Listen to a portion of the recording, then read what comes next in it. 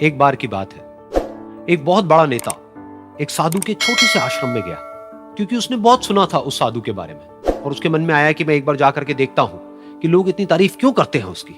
तो जब वो उस आश्रम में गया तो वहां पर एक छोटा सा कमरा था जहां पर एक कालीन बिछा हुआ था। वहां पर कुछ लोग बैठे हुए थे नीचे और साधु जी सामने बैठे हुए थे। कुछ सवाल जवाब चल रहा था। तो जैसे ही वो अंदर गया, वो अकेला नहीं था, उसके साथ में 4 बॉडीगार्ड्स भी थे और उसको ये आदत थी कि जहां पर भी वो जाता था लोग अपनी जगह से खड़े हो जाते थे, उसकी तरफ देखते थे, हाथ जोड़ते थे, अपना सर झुकाते थे। लेकिन यहां पर ऐसा कुछ भी नहीं हुआ।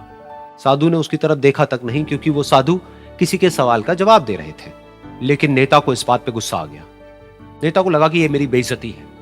तो उस नेता ने साधु की बात को बीच में ही काटते हुए थोड़ा गुस्से से कहा, मैं आपसे कुछ कहना चाहता हूं। साधु ने उसकी तरफ देखा और बोले, आप थोड़ी देर रुकिए, पहले मैं इनके सवाल का जवाब दे लूं, उसके बाद में मैं आपसे बात करूंगा। तब तक अगर आप चाहें तो आप बैठ सकते हैं। बस साधु का इतना कहने की देर थी। नेता का चेहरा गुस्से से लाल हो गया और फिर उसने अपना सारा गुस्सा उस साधु के ऊपर निकाल दिया। अभी तक वो नेता बहुत ही तमीज से बात कर रहा था, यानी कि आप कह करके बात कर रहा था। अब वो तू तड़ाक पे उतर आया। नेता ने उस साधु को कहा, तुझे पता भी है मैं कौन हूं और तू किससे बात कर रहा है? साधु ने उसकी तरफ देखा और कहा, मुझे इससे कोई फर्क नहीं पड़ता कि आप कौन हैं, लेकिन आप जो कोई भी हैं, अगर आप चाहते हैं कि मैं आपके सवाल का जवाब दूं या आपसे बात करूं तो आपको कुछ देर रुकना होगा। और साधु के ये कहते ही नेता गुस्से से पागल हो गया और वहीं सबके सामने चीखने चिल्लाने लग गया, अब मैं तुझे तेरी असली औकात दिखाऊंगा। तूने मुझसे पंगा लेकर के ठीक नहीं किया है। तुझे पता भी है मैं तेरे बारे में क्या सोचता हूं। साधु ने फिर से उसकी तरफ देखा और बड़े ही प्रेम से कहा कि मुझे इससे कोई फर्क नहीं पड़ता है कि आप मेरे बारे में क्या सोचते हैं। आप जो चाहे वो मेरे बारे में सोच सकते हैं। फिर उस नेता ने बोला कि तू चाहे सुनना चाहता है या नहीं, लेकिन मैं तुझे बताऊंगा यही सबके सामने कि मैं तेरे बारे में क्या सोचता हूं। तू एक बहुत ही घटिया इंसान है। तू कोई साधु नहीं है, तू एक ढोंगी है, पाखंडी है और यहां पर जितने भी लोग बैठे हैं उन सबको बेवकूफ बना रहा है। तेरा बस एक ही मकसद है कि इन लोगों की जेब में जितना भी पैसा है वो सब तेरे पास में आ जाए। तू अपने फायदे के लिए इन लोगों का इस्तेमाल कर रहा है और अब मैं तुझे नहीं छोड़ने वाला। तेरा पर्दाफाश करके रहूंगा पूरी दुनिया के सामने। लेकिन उसके इतना बोलने के बाद भी उस साधु के चेहरे पर हल्की सी मुस्कान बनी ही रही। ये देखकर वो और तिल मिला गया और उसने कहा, अब बहुत हुआ, अब मैं यहां 1 मिनट भी नहीं रुकने वाला। लेकिन अभी भी तेरे पास में मौका है। अगर मुझसे माफी मांगनी है या मुझसे कुछ कहना है तो कह सकता है। इतना सब होने के बाद भी साधु बिल्कुल शांत था और उनके चेहरे पर एक मुस्कान थी।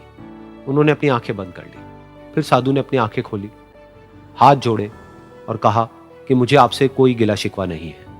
मेरे मन में आपके लिए कोई भी गलत ख्याल नहीं है। जो भी आपने मेरे बारे में कहा वो आपकी अपनी सोच थी। तो मुझे आप में कोई भी बुराई नजर नहीं आती है। मुझे आप एक बहुत ही भले इंसान लगते हैं। और साधु के इतना कहते ही नेताजी का दिमाग 7वें आसमान पर पहुंच गया। उनके चेहरे पर एक अजीब सी खुशी थी, क्योंकि उस साधु ने वो ही कहा जो बाकी सब लोग उस नेता को कहते हैं। और वो खुशी खुशी उस आश्रम से अपने घर की तरफ चला गया और जा करके अपने पिताजी के साथ में बैठ गया। उसके पिताजी की आंखें बंद थी और वो ध्यान में थे। पूरी जिंदगी उन्होंने सिर्फ लोगों की सेवा करी और बदले में कुछ भी एक्सपेक्ट नहीं किया।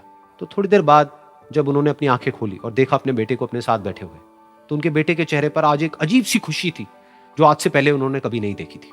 फिर उसने एक एक करके सब कुछ बताया कि आज क्या हुआ, किस तरह से वो आश्रम गया, वहां पर क्या हुआ, उसने क्या कहा, उन्होंने क्या कहा। तो जब इसके पिताजी ने पूरी बात सुनी तो थोड़ा सा मुस्कुराए और अपने बेटे को देख करके बोले कि उन्होंने तुम्हारी तारीफ नहीं करी है, क्योंकि उन्होंने वो नहीं कहा कि जो तुम हो, उन्होंने वो कहा कि जो वो खुद है। और तुमने जो भी कुछ उनको कहा वो नहीं कहा कि जो वो है, बल्कि तुमने वो कहा जो तुम खुद हो। यही बात वेदों में भी कही गई है, यथा दृष्टि तथा सृष्टि। ये दुनिया तुम्हें वैसी नहीं दिखती है जैसी कि ये दुनिया है। ये दुनिया तुम्हें वैसी दिखती है जैसे तुम खुद हो। जिसकी नजर जैसी है उसके लिए ये दुनिया वैसी ही है। तो अगर तुम अपनी दुनिया को बदलना चाहते हो तो उसका सिर्फ एक तरीका है, अपनी नजर को बदलो।